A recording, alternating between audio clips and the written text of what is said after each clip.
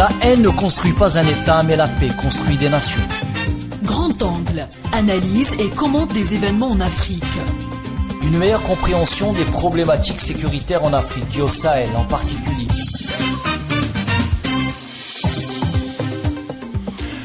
Bonjour chers amis auditrices et auditeurs d'Ifriqiya FM.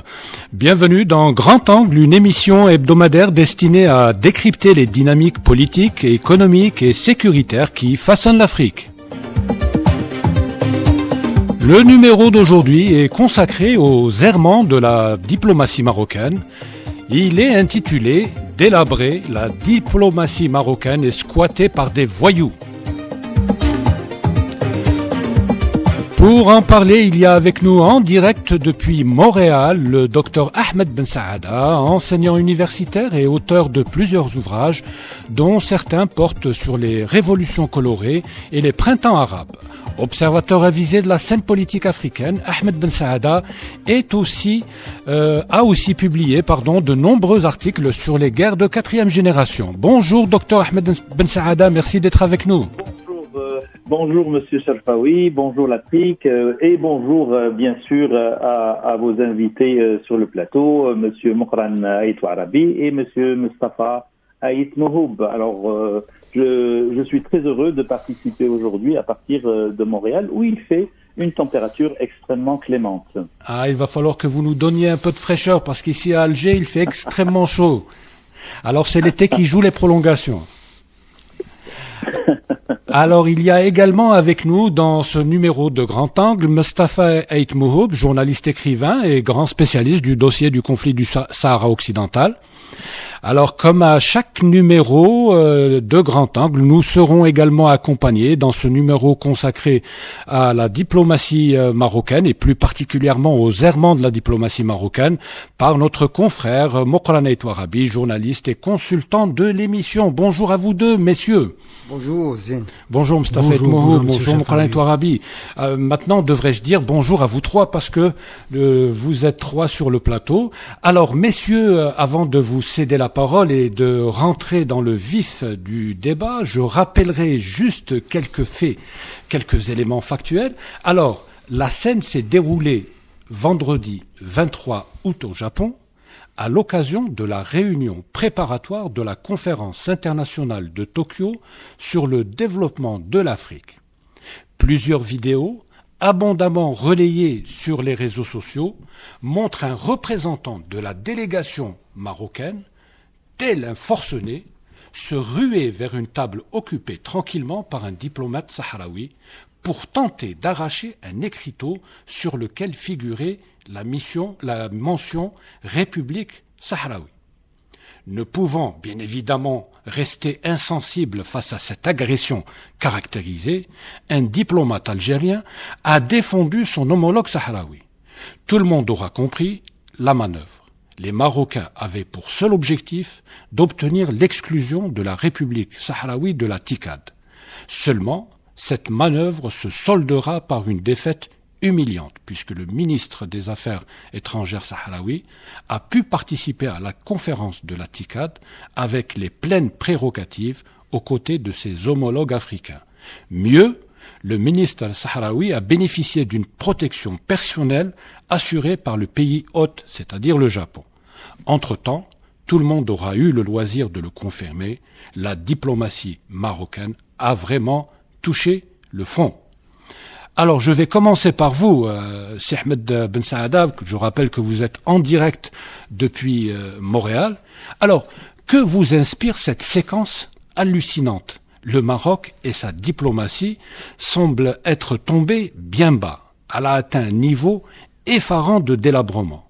Elle a offert un piètre spectacle sous le regard ahuri et consterné des autres représentants des délégations africaines présentes à Tokyo. Vous en pensez quoi, Dr Ahmed Ben Saada ? Vous partagez un petit peu ce constat que je viens de faire ? Exactement. En fait, ce qui est intéressant, c'est que des millions de personnes, parce que cette vidéo a fait le buzz sur les réseaux sociaux, donc des millions de personnes ont vu la diplomatie entre guillemets marocaine à l'œuvre, ce que faisait la diplomatie marocaine en coulisses et en dessous de la table, de manière très théorique, on en parlait de manière très théorique, là on le voit à la pratique, c'est-à-dire un comportement de voyou qui est à l'image de ce qu'on dit toujours de cette monarchie qui n'utilise que des moyens de mafioso, c'est de mauvais films de série B. C'est absolument ahurissant, mais en tant qu'observateur de la scène marocaine, s'il n'y a rien d'étonnant là-dedans. Je vous rappelle que en 2022, à Tunis, le TICAD, là on parle du TICAD 9, en fait c'est pas le TICAD, c'est la réunion préparatoire du TICAD 9. Le TICAD 9 aura lieu à Yokohama du 20 au 22 août de 2025. Mais le dernier TICAD, le TICAD 8 en 2022, la délégation marocaine a quitté la conférence. Je rappelle que le TICAD 8 a été organisé par la Tunisie et la Tunisie avait invité le président de la RAS, le président Brahim Ghali, et ils avaient fait un esclandre et la délégation marocaine avait quitté la conférence. Donc ce sont des choses qui ne sont pas nouvelles. Je rappelle aussi qu'en novembre 2016, une délégation du Royaume avait quitté la salle du sommet. Il y avait un sommet Union africaine monde arabe qui s'est tenu en Guinée équatoriale. Et ils sont sortis, ils ont fait énormément de bruit pour protester contre la présence des Sahraouis, alors que en 2016, le Maroc n'était pas retourné, n'avait pas encore réintégré l'Union africaine. Et je rappelle que le Maroc avait quitté l'OUA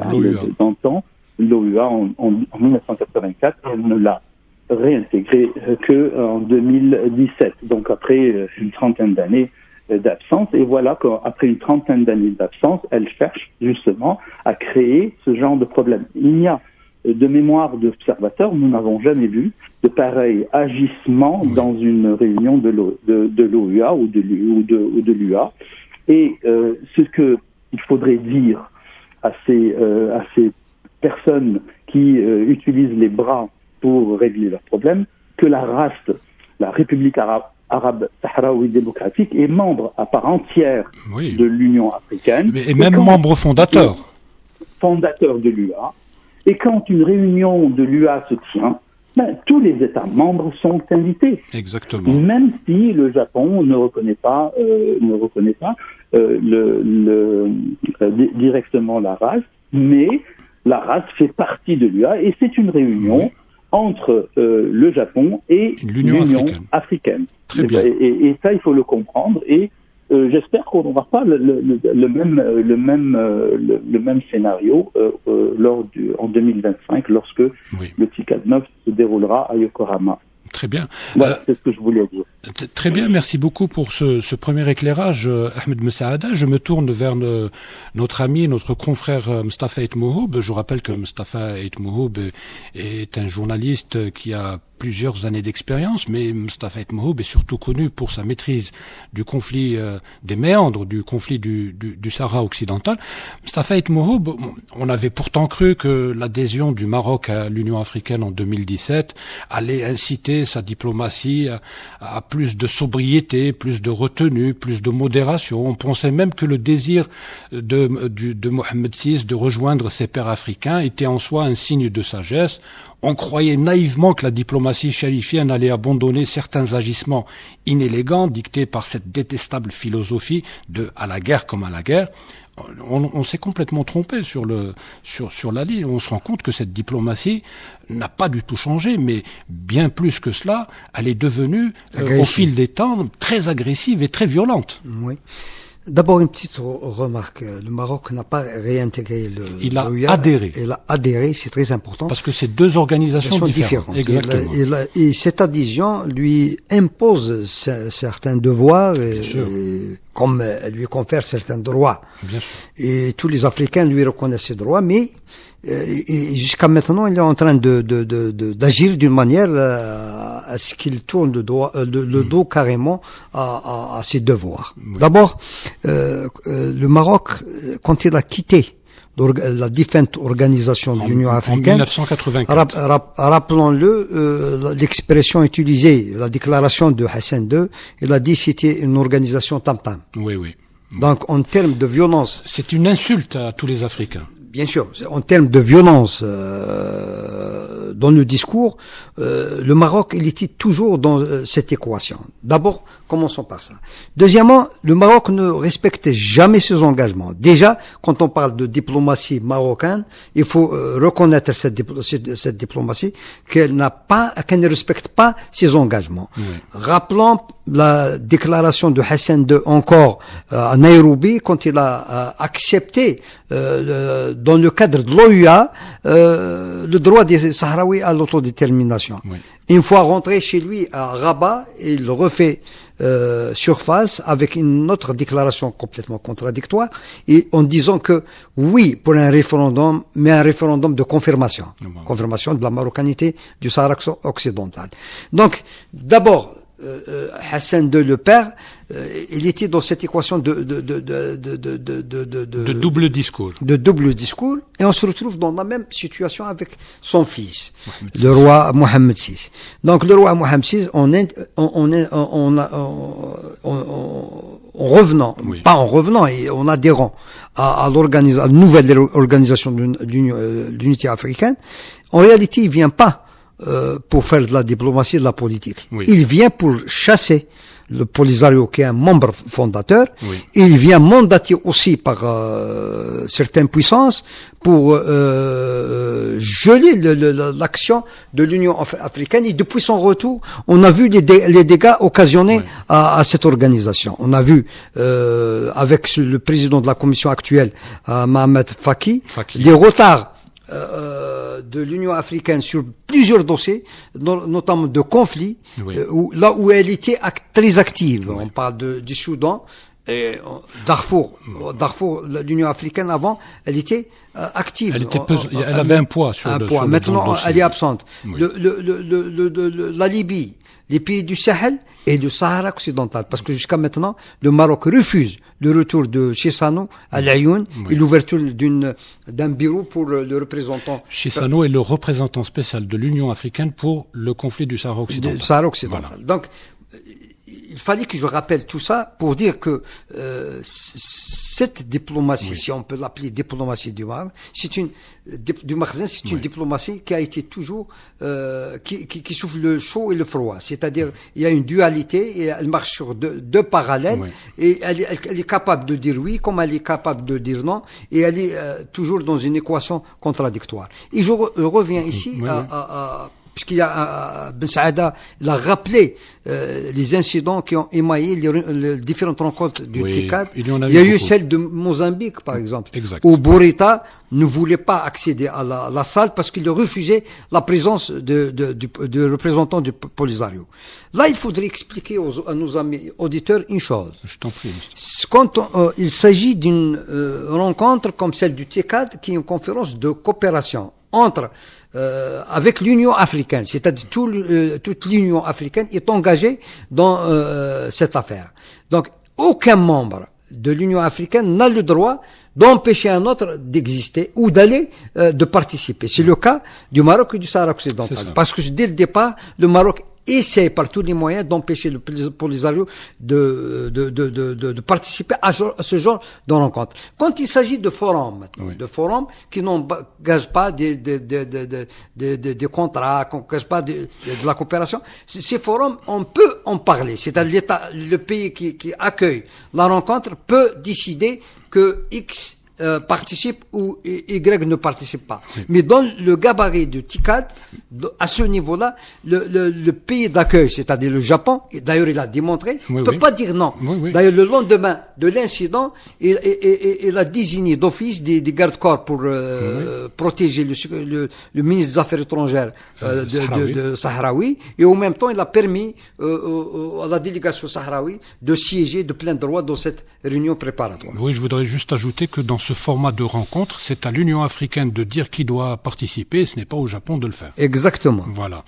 Mon Coran et toi, Rabi, donc Voilà, on le découvre, mais on le savait déjà. Pour le Maroc, tous les moyens sont bons pour imposer le fait accompli colonial au Sahara occidental. Donc, c'est ce qui sort de la réunion, c'est ce qui sort en substance de la réunion de Tokyo, de la TICAD. Effectivement, depuis toujours, le Maroc a tout fait par tous les moyens les plus inimaginable pour vendre l'idée selon laquelle la diplomatie marocaine a réalisé des exploits et que les principes défendus par le Marzem par rapport à ce dossier avancent et sont bien accueillis par la communauté internationale. C'est une diplomatie qui fonctionne par le mensonge, par la désinformation, par la violence maintenant. Donc c'est nouveau. Avant, il y avait de la déformation et de l'intox. Aujourd'hui, on recourt carrément à la violence physique. Oui. La violence physique est l'expression d'un état de panique. La présence récurrente ces dernières années dans des forats, dans des forums qui lient l'Union africaine à des entités régionales ou internationales ou à des pays comme le Japon, oui, dérange énormément la monarchie qui passe son temps à chanter les victoires et les exploits sur ce dossier, ce qui est tout à fait fou. D'ailleurs, pour cacher encore une fois l'échec de Tokyo, les Marocains ont actionné la machine de la désinformation en parlant de soi-disant l'exclusion de la République sahraoui d'un autre forum organisé par la Chine, sachant que la Chine, c'est historique, tout le monde le sait, c'est un pays qui a toujours été aux côtés des peuples opprimés et ouais, aux côtés du peuple du Sahara occidental pour justement recouvrer son indépendance à travers son droit à l'autodétermination tel qu'il est défini dans les résolutions du Conseil de sécurité de l'ONU. Les résolutions du Conseil de sécurité de l'ONU. Encore une fois, donc, ce qui s'est passé au Japon, d'abord illustre l'état de panique de cette monarchie, mais aussi pose un problème pour l'Union africaine, en ce sens que ça ternit l'image de tout un continent et ça donne l'image de Baltagia, de voyous, oui, qui justement nous ont offert un piteux spectacle à Tokyo au lieu de donner une bonne image de ce continent qui aspire à la prospérité, au développement et à des partenariats gagnant-gagnant. Merci beaucoup, Moukran Touarabi. Je reviens vers vous, Ahmed Ben Saada. Je rappelle que vous êtes en direct depuis Montréal. Ce qui s'est passé à Tokyo, Ahmed Ben Saada, vous l'avez tous dit tous les trois avec vos mots, renseigne ou indique que le Maroc est au bord de la crise de nerfs. Il est dans un état de panique. Bien sûr, il était en fait le dossier sahraoui est la raison d'être de la monarchie. Oui. La monarchie l'utilise justement pour éviter qu'on parle d'autres problèmes beaucoup plus sérieux qui touchent la prospérité et la stabilité du royaume. Oui. Mais ce qui est intéressant pour nos auditeurs et pour les gens qui nous écoutent, parce que en fait, il y a beaucoup de désinformation par rapport au dossier du Sahara occidental. J'aimerais juste noter quelques dates très importantes. Ce qu'il faut dire, c'est qu'en octobre 1975, oui, la Cour internationale de justice, elle a rendu un verdict historique. D'ailleurs, c'était un avis qui a été demandé par le roi Hassan II, le père de l'actuel monarque. Et je vous lis, la Cour a conclu que les éléments et renseignements portés à sa connaissance n'établissaient l'existence d'aucun lien de souveraineté territoriale entre les territoires du Sahara occidental d'une part et le royaume du Maroc ou l'ensemble mauritanien, parce que je vous rappelle que dans ce temps-là, même la Mauritanie revendiquait une partie du Sahara occidental. Elle s'est ravisée depuis. Autre date très importante. Je rappelle Ahmed Ben Saada que l'avis a été rendu à la demande du Maroc en plus. C'est ça, à la demande du roi du Maroc. À la demande du roi du Maroc. Il avait annoncé ça au peuple, il avait fait un discours au peuple, il avait dit qu'il allait demander, parce qu'il était certain qu'il aurait raison, parce qu'il avait une meute d'avocats qui étaient envoyés, etc. Le 26 juin 1981, le roi Hassan II donne son accord pour un référendum d'autodétermination au Sahara occidental. Nairobi. Voilà, exactement ce qu'a cité Mustafa tout à l'heure. Le 27 juin 1990, la résolution 658 du Conseil de sécurité de l'ONU approuve la tenue d'un référendum d'autodétermination comme plan de règlement du conflit du Sahara occidental.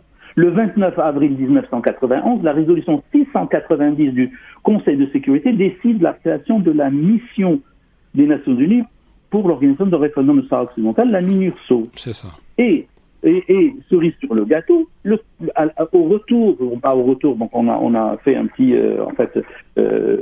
c'est l'adhésion du Maroc à l'Union africaine en 2017. Vous pouvez lire, tout le monde peut aller sur le site du journal officiel du Maroc, le numéro 6539 à la page 78. En fait, le journal officiel du Maroc reconnaît tous les États membres de l'Union africaine, y compris la RAS, la République arabe sahraoui démocratique, qui est mentionnée en grand caractère très gras, tel que il s'agit d'une reconnaissance publique officielle et explicite de la République arabe sahraoui démocratique. Donc, tout cela montre en fait que la diplomatie marocaine est basée sur la mauvaise foi, c'est-à-dire elle dit des choses puis elle fait complètement autre chose, puis elle essaye de gagner en fait des points par des méthodes qu'on connaît, qu'on a développées dans plusieurs émissions. Et juste pour vous dire à quel point ce problème du Sahara occidental hante le Makhzen. Ici, à Montréal, il y a eu un conflit, un petit problème au niveau d'un parc. Il y a un parc qui s'appelle le parc Safari, c'est un très beau, très joli parc, où les animaux sont en liberté, puis les êtres humains sont dans des voitures. C'est très joli à voir. Et dans ce parc, la direction du parc, ils ont en fait dessiné une carte. Et cette carte, c'est la carte de l'ONU, c'est-à-dire où le Maroc est séparé du Sahara occidental. Et il y a des citoyens marocains qui ont fait une pétition qui a fait beaucoup de bruit, et ils leur ont demandé de se conformer au droit international. Pour eux, le droit international, c'est d'enlever les pointillés qui séparent les deux pays. Alors vous imaginez, c'est que même pour un parc zoologique, il y a des Marocains qui certainement sont activés par le Makhzen, qui cherchent justement et ce qui est ironique dans toute l'affaire, c'est que si on va sur le site du gouvernement du Canada, on peut lire « Le Sahara occidental est un territoire non autonome dont le statut politique et juridique reste à déterminer par le prémisse de l'Organisation des Nations Unies ». Exactement ce qu'on peut lire sur le site de l'ONU. Donc, en fait, le Canada ne reconnaît pas la marocanité du Sahara. Et il y a des gens, moi j'appellerais ça le principe, la technique des Sayanim, qui sont en train de, même dans un parc zoologique, il faut que la carte soit conforme au désir du Makhzen et non pas conforme au droit international. Alors vous avez des Marocains qui habitent ici au Canada, qui sont des Canado-Marocains, qui poussent à ce que le Canada, alors ce sont des gens qui veulent s'installer au Canada, mais qui poussent le Canada à ce qu'elle soit contre le droit international, ce qui est absolument kafkaïen. Effarant. Merci beaucoup Ahmed Ben Saada pour tous ces éléments. Je reviens vers vous, Mustafa Eitmouhoub. Nous parlions d'un Maroc au bord de la crise de nerfs, nous parlions d'un Maroc humilié, mais en fait d'un Maroc qui panique ou d'une diplomatie marocaine qui panique.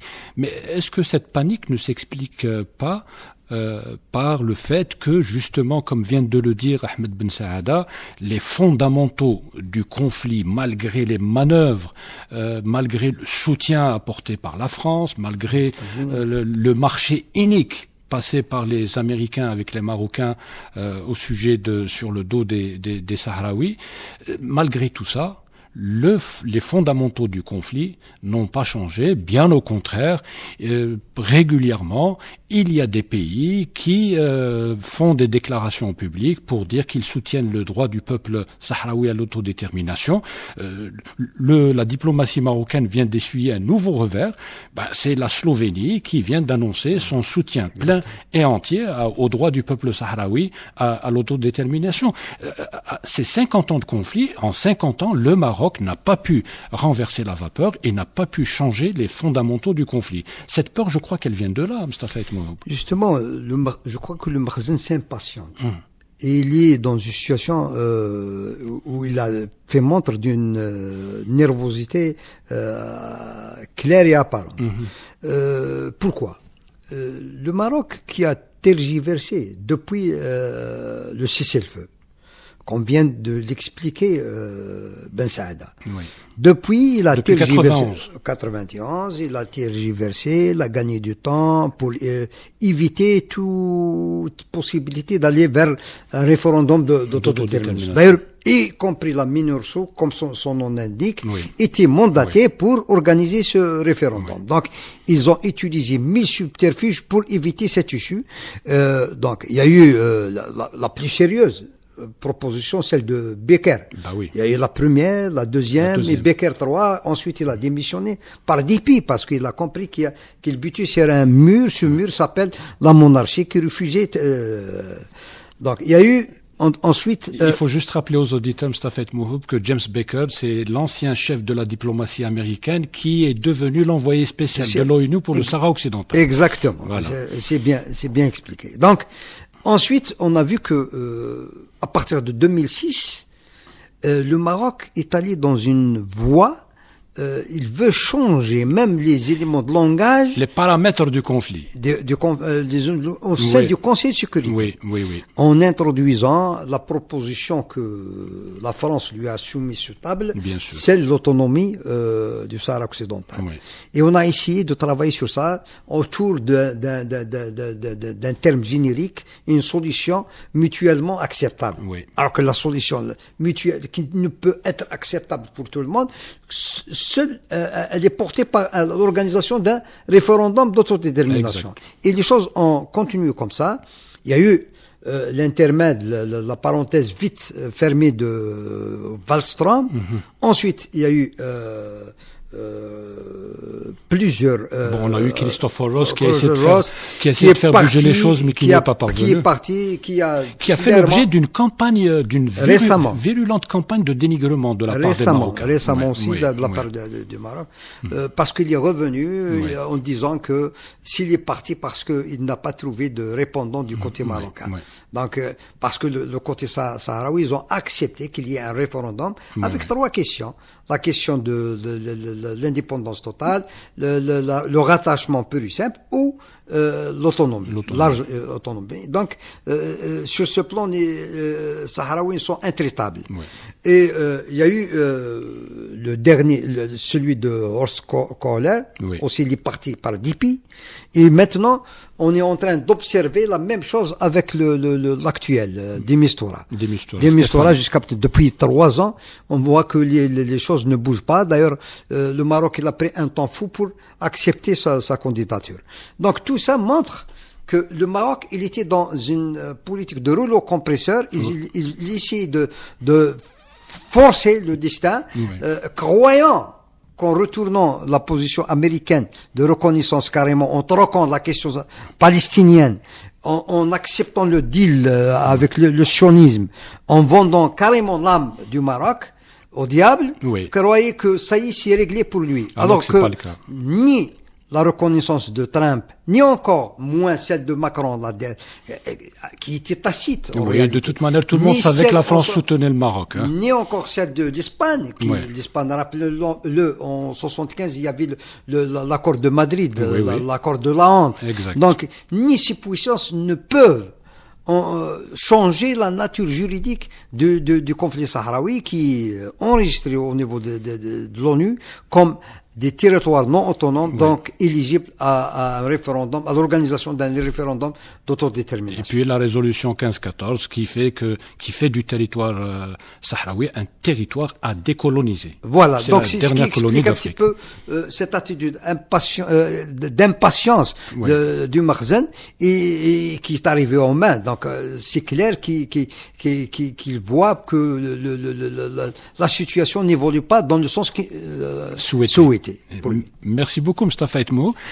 Justement, vous me tendez la perche pour poser une question qui se rapproche à la vôtre, à notre ami et confrère Moukhran Touarabi. Est-ce qu'on n'explique pas aussi le comportement de la diplomatie marocaine? Nous l'avons qualifié, c'est une diplomatie de voyous, parce que lorsque on agresse un diplomate, un homologue, ça ne peut pas s'appeler autrement. Est-ce que ça ne s'explique pas aussi par maintenant ce flirt avec l'entité sioniste? Est-ce que quelque part il n'est pas poussé justement à cette violence? Est-ce que ce n'est pas des conseils qui lui sont prodigués pour faire en sorte que sa diplomatie soit plus violente, plus agressive? Est-ce que on ne reconnaît pas un peu la marque de fabrique de l'entité sioniste? Est-ce que l'entité sioniste ne déteint pas sur le Maroc, tout en sachant, lorsqu'on regarde ce que les génocides que l'armée d'occupation israélienne commet quotidiennement à Gaza et en Cisjordanie, on ne serait pas étonné que ça soit le cas. Tout à fait. Et le silence aussi du Makhzen par rapport à ce qui se passe actuellement à Gaza, par rapport au génocide que l'entité sioniste est en train de commettre depuis pratiquement maintenant 10 mois. Le Maroc s'inspire de l'entité sioniste. Le roi du Maroc qui préside le comité d'Al-Quds n'a pas levé le petit doigt, n'a pas dit un traître mot, ne serait-ce que pour la forme. Oui. Donc c'est le silence complice d'une monarchie qui s'est mise au service de l'entité sioniste en contrepartie d'une hypothétique reconnaissance verbale, parce que concrètement sur le terrain, c'est loin d'être le cas de la marocanité du Sahara occidental. Aujourd'hui encore, le Makhzen s'enfonce dans ce délire de vouloir par tous les moyens de faire du Sahara occidental un territoire marocain, malgré le droit international et malgré aussi une réalité, la réalité du terrain, qui est faite d'un peuple opprimé dans ces territoires qui se bat pour son indépendance. Aujourd'hui encore, donc acculé de partout, le Makhzen s'est jeté dans les bras de l'entité sioniste qui lui prodigue bien évidemment des conseils et qui l'aide aussi sur le plan matériel pour mener à bien sa propagande afin de faire croire au peuple marocain que effectivement il y a du concret dans ce dossier, que les choses avancent. Les choses avancent et nous sommes sur le point de gagner la bataille, alors que le processus de la décolonisation est toujours là et il va finir par aboutir. Vous savez que le Makhzen a utilisé tous les moyens de propagande. Il y a eu des scandales qui ont éclaté en Europe. Il y a eu des députés européens qui ont été corrompus par l'entité, par le Makhzen à travers des réseaux sionistes. Oui, c'est le Maroc Gate. Le Maroc Gate. Il y a eu au moins 2 affaires qui sont en cours au niveau de Bruxelles par rapport à cette question. Il y a aussi en France des scandales qui touchent des journalistes qui travaillent justement en cachette au profit de l'idéologie du Makhzen par rapport à la question du Sahara occidental. Tous les moyens sont Pegasus les écoute bien évidemment Pegasus. Donc tous les moyens aujourd'hui, en fait depuis 2020 et même avant, il y avait des liens secrets entre le Marzan et l'entité sioniste. Ça date pas d'aujourd'hui, mais depuis 2020, c'est devenu public. Vous savez qu'il y a des contrats qui sont signés entre le Maroc et le ministère de la Défense israélien. Et il y a des sociétés israéliennes d'espionnage qui travaillent sur le sol marocain au profit de la monarchie, en espionnant ses voisins immédiats et même ses alliés en Europe. Et vous avez aussi toute cette machine de corruption alimentée par la drogue, le hashish qui inonde l'Afrique et le marché mondial. Je rappelle, Moukhalana Touarabi, puisque vous en parlez, le Maroc vient de dépénaliser le commerce ou le business de la drogue. Ça devient, le Maroc assume carrément et ouvertement son statut de son statut de narco-État. Tout à fait. Les chiffres, ça ne vient pas de moi. C'est des chiffres onusiens. C'est le premier producteur du cannabis au monde, avec un chiffre faramineux de 23 milliards de dollars par an. Vous avez, c'est une manne énormissime qui est utilisée justement pour mener sa guerre de propagande un peu partout dans le monde. Merci beaucoup, Moukhalana Touarabi. Alors, Ahmed Ben Saada, il nous reste une toute petite poignée de minutes. Comme j'ai habitué les auditeurs d'Ifriqiya FM et comme je vous ai habitué à le faire, je vais vous donner le dernier mot.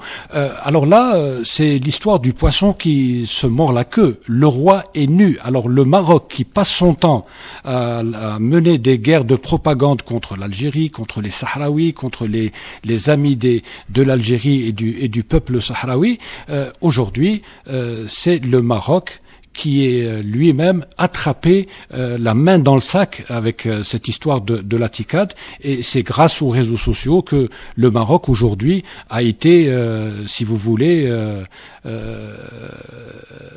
divulgué.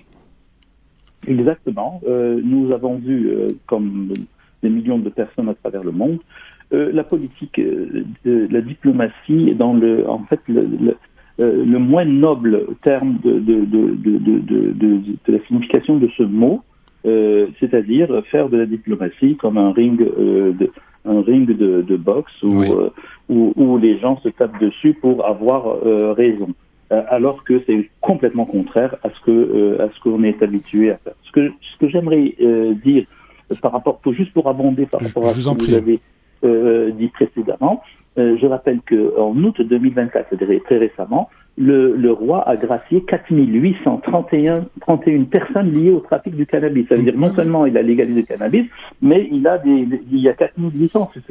C'est un nombre effarant de personnes qui vont travailler dans le domaine de trafic de drogue. Je rappelle aussi que la fameuse affaire du Pablo Escobar du désert, Ahmed Ben Ibrahim, qui a été arrêté et qui, je cite mot à mot, un journal français, met à jour un système politico-mafieux bien implanté au cœur du royaume. Non seulement il y a un système politico-mafieux lié à la drogue, mais aussi politico-mafieux lié à beaucoup d'autres choses. Je pourrais citer, comme tout à l'heure, ce que vous avez dit tout à l'heure, c'est-à-dire l'affaire Pegasus, où il y a des écoutes, il y a eu le Maroc Gate, où des gens ont été payés, des députés ont été payés. Alors, ce qui est intéressant dans le Maroc Gate, c'est que il y a des personnes comme Eva Kaili, la vice-présidente du Parlement européen, et son conjoint, le monsieur Francesco Giorgi, qui est en fait qui est le compagnon il nous reste juste une minute, Ahmed Ben Saada. Ok, alors je termine. Oui, ce monsieur-là, dans son ordinateur, il y avait une colonne Maroc et une colonne Algérie, c'est-à-dire ils étaient payés pour défendre les intérêts du Maroc, mais aussi pour incriminer l'Algérie. C'est pour cela que lors du Chirac, nous avons vu 2 résolutions très très mauvaises, très très dirigées contre l'Algérie. Moi, j'aimerais juste citer une citation d'un haut diplomate français à New York en 2014, en marge de la projection du film de Javier Bardem, Les enfants des nuages, d'ailleurs que je conseille aux auditeurs de voir. C'est un très beau film sur le Sahara occidental. Oui, oui. Le diplomate français à New York a dit: le Maroc est une maîtresse dont on n'est pas amoureux, mais que l'on doit défendre. Et c'est ce qu'a fait Macron. Il a appliqué ce principe. Le Maroc est une maîtresse dont on n'est pas amoureux, mais que l'on doit défendre. Et c'est une citation vraie que vous pourrez retrouver dans, elle est vraie. Je le confirme. Exactement. Voilà. Merci. Voilà, c'est ce que j'allais dire. Le Maroc nous étonne pas. Les exactions qu'il fait en dessous de la table et au-dessus de la table sont maintenant très connus du public. Merci beaucoup. Nous ne pouvions pas trouver meilleur mot de la fin, Ahmed Ben Saada. Je rappelle le nom de nos invités. Nous avions autour de la table Ahmed Ben Saada qui était en direct depuis Montréal, Mustafa Etmouhoub, journaliste spécialisé du dossier du Sahara occidental, Moukran Aitouarabi, journaliste politique et consultant de l'émission. Vous l'aurez compris, chers amis auditrices et auditeurs, nous arrivons au terme de cette émission. Nous vous donnons rendez-vous la semaine prochaine, même jour, même heure, pour un nouveau numéro de Grand Angle. En attendant, vous pouvez continuer à nous écouter sur Internet. Pour cela, il vous suffit simplement de télécharger notre application Play Store. Je rappelle que cette émission a été préparée et présentée par Zine Cherfaoui. Elle a été réalisée par Khaled. À la console technique, il y avait Moad et Madame Souhila. Bonne écoute avec la suite des programmes d'Ifriqiya FM. Au revoir.